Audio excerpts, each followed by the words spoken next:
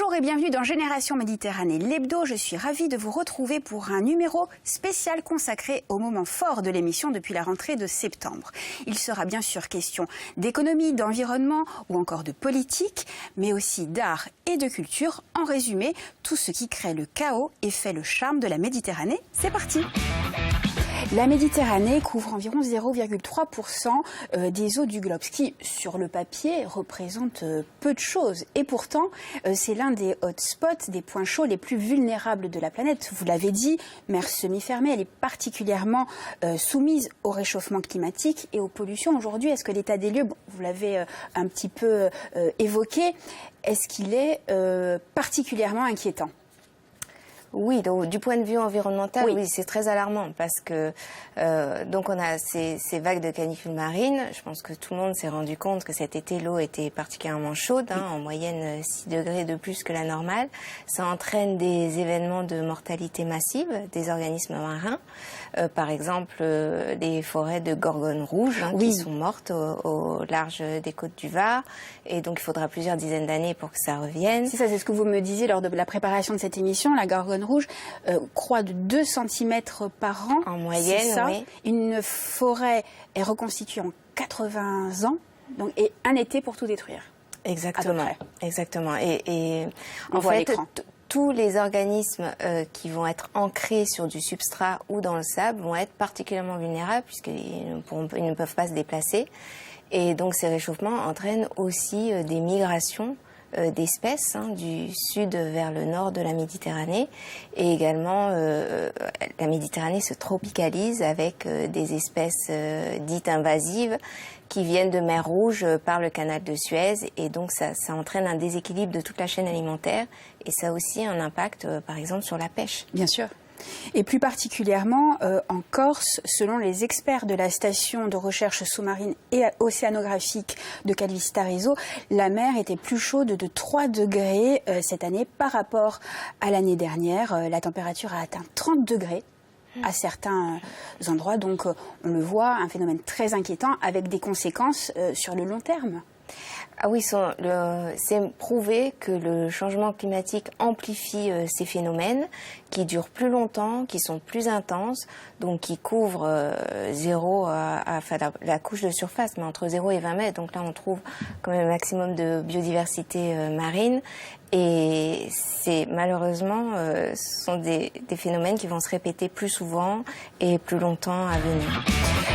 Comment ne pas évoquer la question palestinienne? A-t-elle été un enjeu de ce scrutin? Je dirais pas du tout. Et d'aucun de ceux qui l'ont précédé. C'est étonnant, non? Ça ne l'est pas étonnant. Oui. Si vous voulez, il y a un rapport de force qui s'est installé dans lequel la domination israélienne est telle. Depuis la fin, les Palestiniens ne se sont pas relevés de leur échec terrible de la deuxième intifada qui s'est close en 2006, disons. Et jusqu'au jour. Alors, ce à quoi on assiste aujourd'hui, c'est à une recrudescence de ce que les Israéliens appellent le terrorisme, mais à une révolte de la jeunesse palestinienne, à une nouvelle révolte de la jeunesse palestinienne. Ça, c'est indubitable. Il y a encore eu un attentat hier, avant-hier, à Jérusalem. Et ça, c'est indubitable. Mais ça fait maintenant 15 ans que les Israéliens vivent dans le sentiment que les Palestiniens, c'est loin. Alors bien sûr, leurs enfants, leurs gosses vont au checkpoint pour faire leur travail. On ne peut même pas dire de soldats, parce que c'est du travail de basse police. Mais voilà, c'est ça que font énormément de jeunes quand ils vont à l'armée. Mais cela étant, il n'y a plus de problème palestinien. Sauf pour les colons qui y habitent dans les territoires. Mais sinon, on n'y va pas. On y va extrêmement peu. Même les Juifs de Jérusalem ne vont très peu dans les villes, par exemple. Et ailleurs, on ne va pas dans les territoires. Le paradoxe, c'est qu'on prétend que c'est une seule terre, mais en réalité, les uns et les autres sont complètement séparés. Complètement séparés. Mais ça donne aux Israéliens le sentiment que, l'action palestinienne, on s'en fout maintenant. Oui. On s'en fiche, elle n'est pas là. Et puis, il y a des petites éruptions de temps à autre. En ce moment, il y en a une qui commence à inquiéter les services de sécurité. Et puis, il y a les conséquences de ce qui s'est passé avec l'élection de Ben Gvir. Oui. C'est-à-dire qu'on a vu ce qui s'est passé le week-end dernier, où il y avait 30 000 colons qui ont manifesté dans la ville d'Hébron pour une fête religieuse juive. Et on va voir les images. si vous avez les images, c'est oui. encore mieux. Parce qu'elles sont... Je vous pose une question et puis on va les voir tout de suite. Aujourd'hui, voilà, elles sont à l'écran. Aujourd'hui, quelle voix s'élève en Israël pour dénoncer la colonisation de la Cisjordanie? Alors, vous avez deux types enfin, sur le plan politique, vous avez des partis qu'on appelle en Israël les partis arabes, parce qu'essentiellement, ce sont les Palestiniens d'Israël qui votent pour eux. Même si il y a des Juifs en petit nombre, j'ai demandé à quelqu'un une estimation, quelqu'un m'a dit à peu près 15 000 Juifs qui votent pour ces partis-là. D'accord. Bon, c'est pas un nombre, dans un pays de 6,5 millions d'habitants, c'est pas un nombre exagéré, je dirais. Mais vous avez effectivement Mais sinon, le reste de la population, c'est quelque chose de... Alors, il y a des gens, en revanche, il y a deux types d'opposition. Vous avez d'abord les ONG, des ONG nombreuses, des ONG où beaucoup de gens coopèrent. La plus connue s'appelle B'Tselem, c'est un mot hébraïque. Elle est connue dans le monde entier. C'est la principale association de défense des droits de l'homme dans les territoires occupés. Vous avez une association d'anciens soldats, de soldats libérés de l'armée, après leur service militaire, qui témoignent de ce que fait réellement l'armée dans les territoires occupés. C'est une association extraordinaire qui s'appelle, en anglais on dit Breaking the Silence, ça veut dire briser le silence, et qui raconte la réalité de l'occupation. Mais vous avez des associations moins spectaculaires, mais qui s'appellent par exemple Médecins pour les droits de l'homme, les Rabbins pour les droits de l'homme. Enfin, vous avez toute une mouvance à l'extrême gauche. On la qualifie d'extrême gauche en Israël, mais elle n'est pas d'extrême gauche en réalité, si vous voulez. Elle est humaniste, on pourrait dire. C'est des gens, elle est surtout, et ça me semble le plus important, ça regroupe des ONG qui sont anticolonialistes. C'est ça qu'elles ont fondamentalement. Et puis, au plan politique, vous avez cette association des partis arabes, et du côté juif de l'électorat, à peu près plus personne. C'est-à-dire qu'il il reste le Parti communiste, dans lequel il y a des juifs, c'est tout. Mais sinon, même les partis de la gauche sioniste, oui. En particulier un qui s'appelle Meretz, qui a longtemps été présent, enfin qui est historiquement présent à la Knesset depuis toujours, qui cette fois-ci n'a pas pu y entrer, de très peu, mais qui a échoué à y entrer. Ce qui fait que sur le plan politique, il n'y a plus d'opposition. Parce qu'il y a beaucoup de différences entre les dirigeants centristes et Netanyahou ou l'extrême droite sur plein de thèmes. Sur la démocratie, sur la jeunesse, sur la politique économique. Mais sur la question palestinienne, il n'y a pas de débat. Puis, vous l'avez rappelé, Jérusalem a été touchée cette semaine mercredi par un double attentat à l'explosif qui a fait un mort, un adolescent de 16 ans et une vingtaine de blessés. Alors, on a du mal quand même à percevoir une issue à ce conflit et de là à envisager une solution à deux États. Enfin, ça paraît encore plus lointain.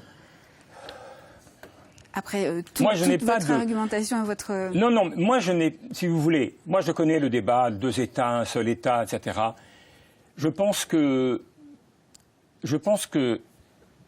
enfin, ce débat est intéressant intellectuellement, mais il n'est pas lié à la réalité.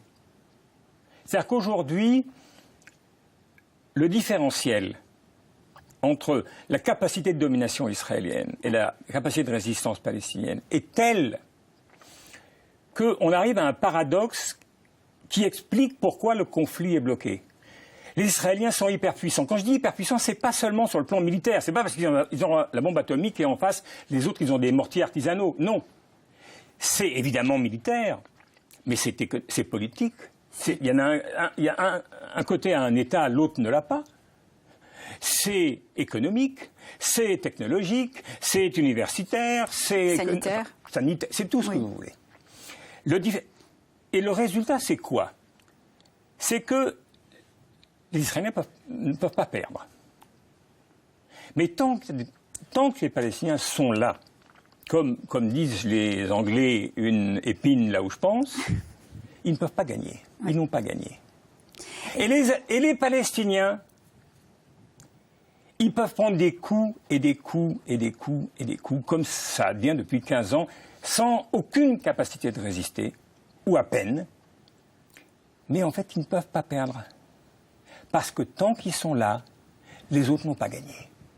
De ce point de vue-là, c'est une situation de blocage Je pense fondamentalement que la solution viendra de l'extérieur et non pas du rapport entre les deux. Je pense que... Est-ce que l'extérieur, ce sont les États-Unis qui vont dire à un moment, allez, on arrête la fin oui, peut-être.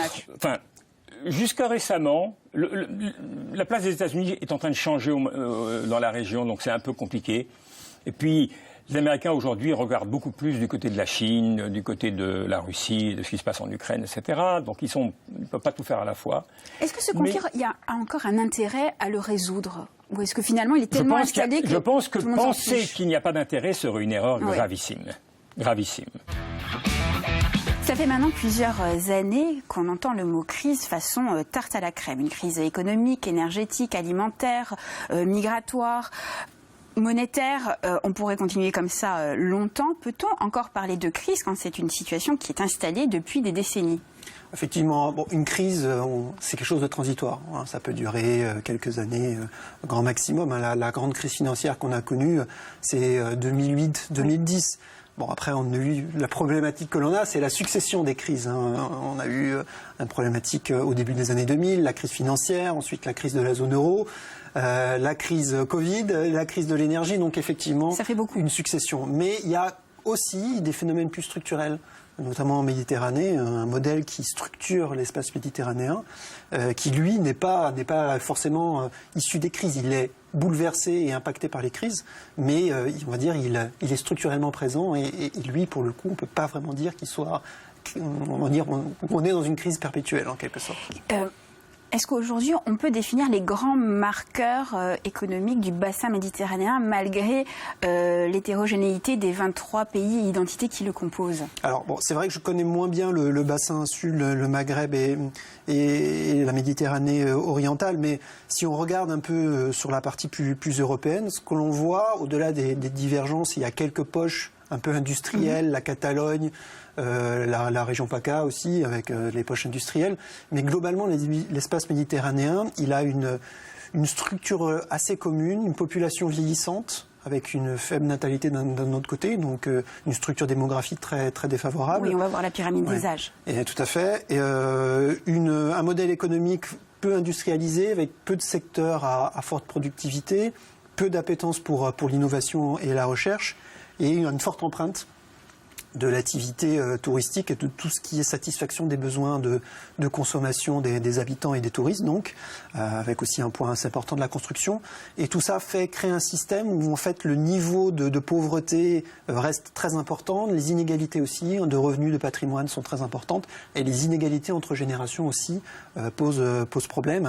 L'espace méditerranéen, c'est l'espace où, aujourd'hui, en Europe, la jeunesse, on va dire, est la plus décrochée par rapport notamment au marché du travail. Oui, 25 à 30% de taux de chômage chez les plus jeunes dans l'ensemble de l'espace méditerranéen. Tout à fait. Les îles doivent-elles être mises à part de cette analyse ou elles font pleinement partie de cette structure et de ce système? Alors les îles, c'est toujours des espaces périphériques, ce qui ne veut pas dire qu'ils sont négligeables, mais forcément par la distance et les transports nécessaires qui sont toujours plus compliqués, elles sont un petit peu à part. Mais globalement, leur structure économique est encore plus exacerbée, au sens où, si vous prenez toutes les îles, que ce soit de la Méditerranée occidentale, Baléares,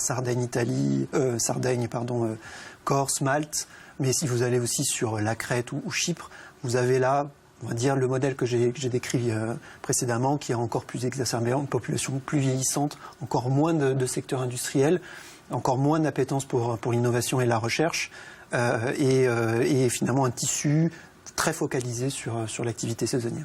Est-ce que le statut institutionnel de l'île joue sur la santé économique du territoire? Alors, il joue effectivement, notamment dans les aspects de régulation qu'on évoquait plus tôt. Alors ça va du statut particulier à la région autonome jusqu'à l'île souveraine qui est Malte, par exemple. Oui, tout à fait. Bon, alors, effectivement, quand on est souverain, alors Malte, c'est dans l'Union européenne, donc il y a aussi un cadre quand même commun, le marché unique et les règles qui s'y appliquent. Mais globalement, voilà, la structure institutionnelle, elle joue au sens où ça donne plus de latitude éventuellement pour certains, notamment les États indépendants, mais aussi les régions autonomes, pour mettre en place des systèmes de régulation, notamment pour les priorités qu'elles peuvent dégager. C'est pas toujours une grande réussite. Malte a une bonne performance économique, mais est très critiquable sur le plan notamment de la lutte contre la corruption et la criminalité organisée. La Sardaigne est une île autonome depuis très longtemps et les Baléares depuis un peu moins longtemps. Mais on va dire les Baléares s'en sortent beaucoup mieux que la Sardaigne. Donc le statut ne fait pas tout, mais en général, il aide quand même à soutenir les dynamiques, notamment les priorités politiques. Quels sont les ressorts de la crise qui traverse la Méditerranée aujourd'hui et qui va bien au-delà?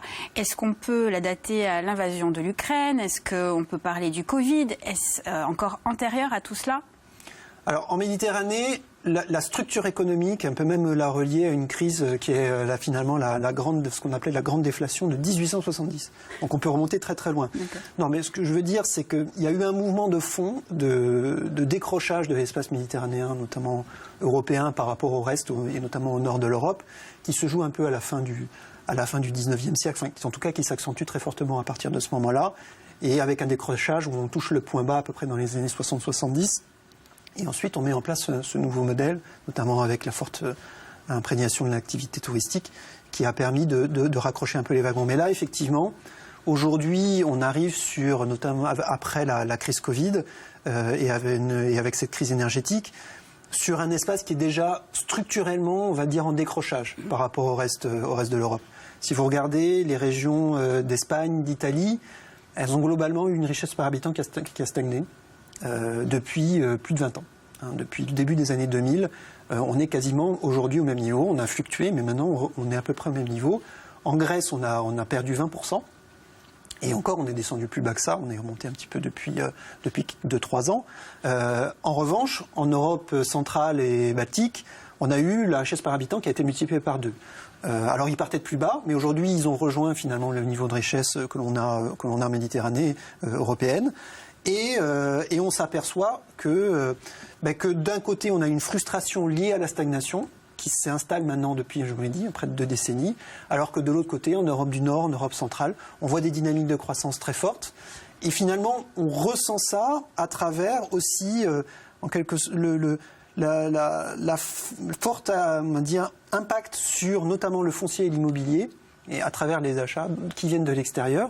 Et le décrochage finalement de la population résidente par rapport, en quelque sorte, au niveau de richesse qu'il faut aujourd'hui pour accéder à l'immobilier dans toutes ces régions. De la Grèce, encore une fois, jusqu'à l'Espagne. Il y avait notamment cet été un article très intéressant dans Le Monde qui décrivait le fait que le tourisme en Grèce devenait de plus en plus un espace fait pour les étrangers où les résidents n'avaient plus accès à l'activité touristique et donc aux activités balnéaires, etc., qui sont trop chères pour les résidents. Et donc, quelque sorte, cette frustration liée à ce décrochage de niveau de vie qui devient apparent à travers ces phénomènes. Trop cher. L'inflation, Guillaume Guyton, elle est dans toutes les têtes et dans tous les budgets, peu sont épargnés. Là encore, est-ce qu'il s'agit d'une crise en soi ou est-ce une conséquence de tout ce que vous venez d'énoncer ? Alors, la problématique énergétique, elle avait débuté avant la crise, la guerre en Ukraine. En fait, on avait déjà depuis la fin des années, on va dire juste la sortie de la crise Covid et surtout en 2021, on voyait déjà les prix de l'énergie en Europe, gaz et électricité, qui étaient en train d'augmenter petit à petit, mais régulièrement et assez fortement, qui étaient déjà à des niveaux élevés avant même le déclenchement de la guerre en Ukraine. Donc cette problématique, elle n'est pas finalement récente et elle est liée à une transition énergétique qu'on a voulu à travers des mécanismes et notamment un mécanisme de marché et des priorités finalement politiques, mais on voit qu'on n'a pas réussi à construire un système résilient et surtout on voit qu'on était extrêmement dépendant des importations de gaz russe. Cette transition écologique et énergétique que l'on faisait passer par le gaz, finalement, se retourne contre nous. Alors en Méditerranée, on va dire, je vous disais qu'on avait une structure qui était peu industrialisée. Du coup, on souffre un petit peu moins à travers les différents boucliers tarifaires. Il y en a eu en Espagne, il y en a en France, il y en a en Italie, il y en a dans tous les pays. On va y revenir en détail. On va y revenir. Alors justement, quels sont les pays qui résistent le mieux, qui amortissent le mieux le choc ? C'est vrai que la France, si on regarde le bouclier, il a bien fonctionné. La Corse est protégée parce qu'elle a un statut particulier en termes d'énergie. C'est considéré comme une zone non interconnectée, même si elle est interconnectée avec l'Italie et la Sardaigne pour l'énergie. Mais elle a un prix réglementé. Donc ça lui a permis aussi de bien suivre, on va dire, le bouclier tarifaire national. L'Espagne s'en sort très bien. Elle aussi est peu interconnectée. Elle s'est décrochée du marché de l'énergie européen. Ça a été une chance. Et donc le marché énergie européen est une construction faite pour les temps calmes, mais dès qu'on est dans la tempête, plus vite on s'en décroche et mieux on s'en porte. On va y Après c'est plus compliqué pour l'Italie, pour la Grèce, et c'est très compliqué pour les pays du Maghreb et de l'Orient. Sébastien Queneau, vous êtes l'un des artisans de cette initiative. Petite piqûre de rappel, qu'entend-on par littératie des futurs appliquée à la Méditerranée ? Alors en fait, il s'agit de travailler sur la question de l'anticipation. Nous nous projetons tous dans le futur, dans l'avenir. Et l'idée, c'est de savoir pourquoi est-ce que nous pensons de telle ou telle manière, tel ou tel futur, tel ou tel devenir, pourquoi est-ce que nous avons certaines craintes, certains espoirs. Et donc, il ne s'agit pas de faire de la futurologie, de nous prendre les uns les autres pour Nostradamus, mais au contraire, de faire œuvre aussi un petit peu d'anthropologie, de sociologie, d'histoire, de façon à connaître la généalogie, disons, de nos idées et de notre rapport au monde et au futur également, de façon à pouvoir nous projeter, être peut-être un peu plus acteurs des futurs et des devenirs de la Méditerranée. Quels sont les domaines qui feront l'objet de prospective et d'anticipation ? Alors nous travaillons sur différents domaines. C'est une chaire transdisciplinaire avec à la fois des géographes, notamment Caroline Tafani sur les diètes méditerranéennes, sur la question de l'histoire des idées avec le projet Paoli Napoléon porté par Jean-Guy Talamogne, sur le rapport au futur du travail qui connaît de nombreuses mutations. Et là, c'est porté par des gestionnaires, notamment par Patrice Terramorsi. Et puis le rapport aussi au savoir, qui connaît des mutations importantes, notamment à l'ère de l'Anthropocène, où on parle aussi de décoloniser les savoirs, où en fait les savoirs que nous avons produits ont aussi détruit en partie la planète, et donc tout un processus aussi de réappropriation, de protection parfois aussi par des biosphères, etc. Et donc là, il s'agit d'une opération qui est portée dans le domaine des sciences de l'éducation par Bruno Garnier.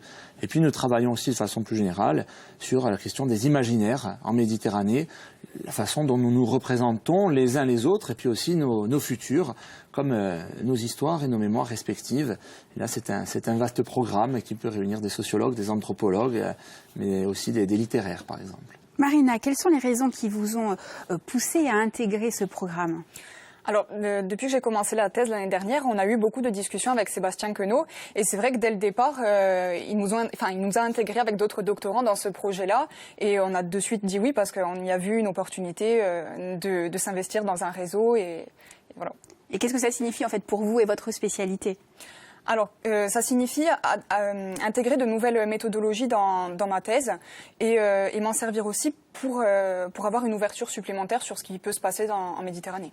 Votre thèse qui porte sur le futur de la langue et de la culture corse ?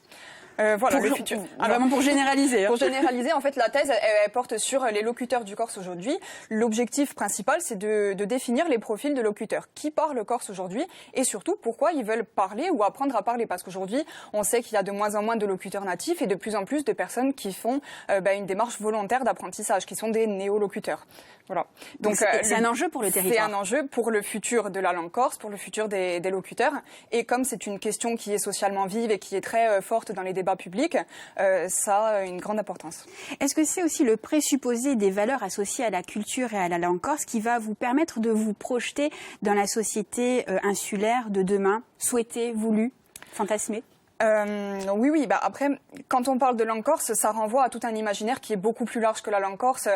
Quand je leur demande aux enquêtés qu'est-ce que ça représente pour eux, de suite on a la culture, les traditions, les savoir-faire, la terre, l'environnement. Donc c'est vraiment très très vaste et ça permet de réfléchir à un certain nombre de choses. Sébastien, une réaction sur le sujet de thèse de Marina. Ce qui est intéressant, c'est son sujet, certes, mais c'est aussi de voir que des doctorants se sont inscrits dans cette dynamique. Et c'est vrai qu'au départ, nos premiers échanges concernant le futur, ils me regardaient avec des yeux, disons, assez surpris.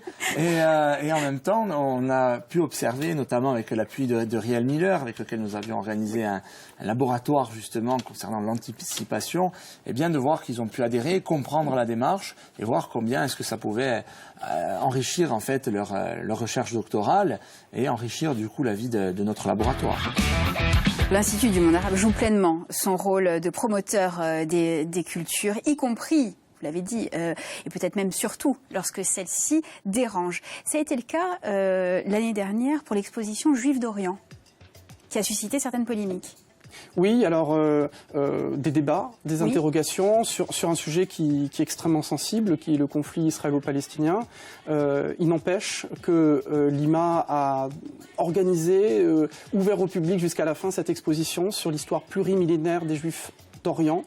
Et cette exposition a pu apporter, je pense, de la sérénité en montrant les interactions, les intrications entre les communautés juives et les autres communautés, notamment musulmanes, à travers une histoire qui ne date pas d'hier, qui date de plusieurs milliers d'années.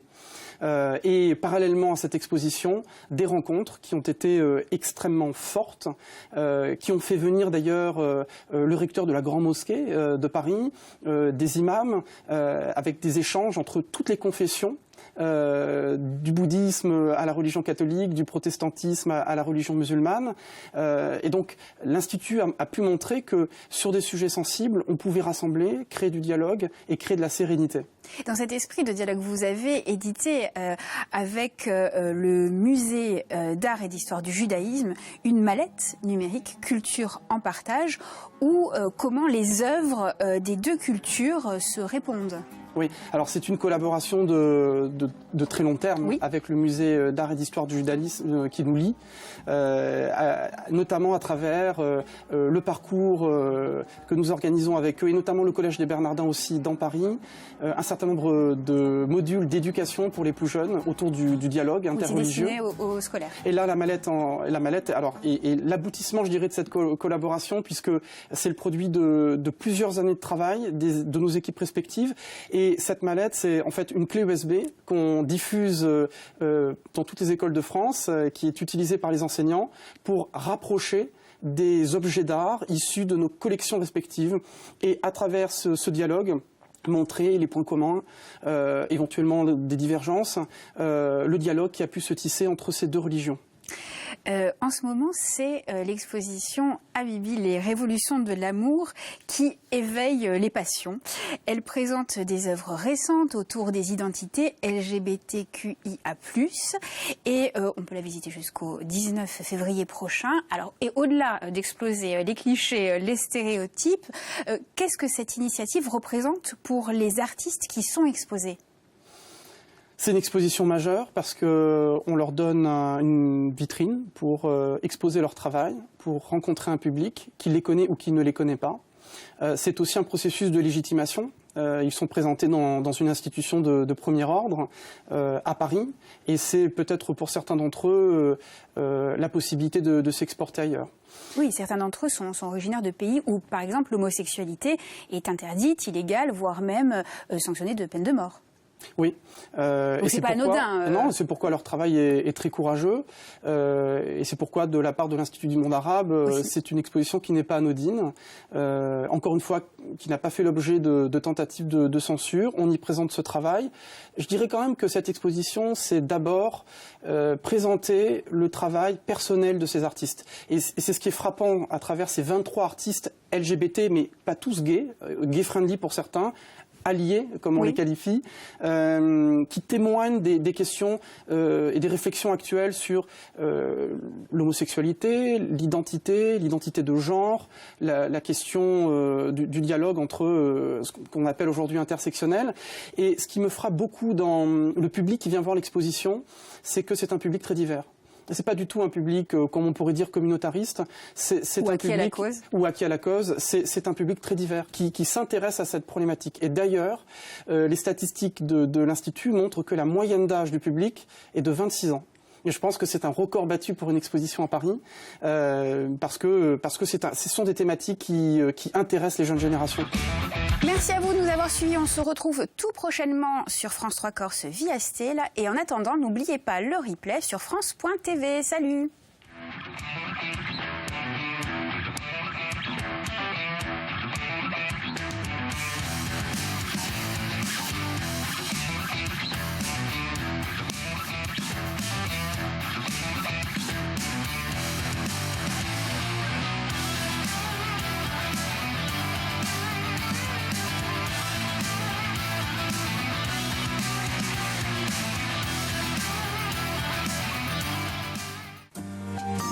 demain à 20h40.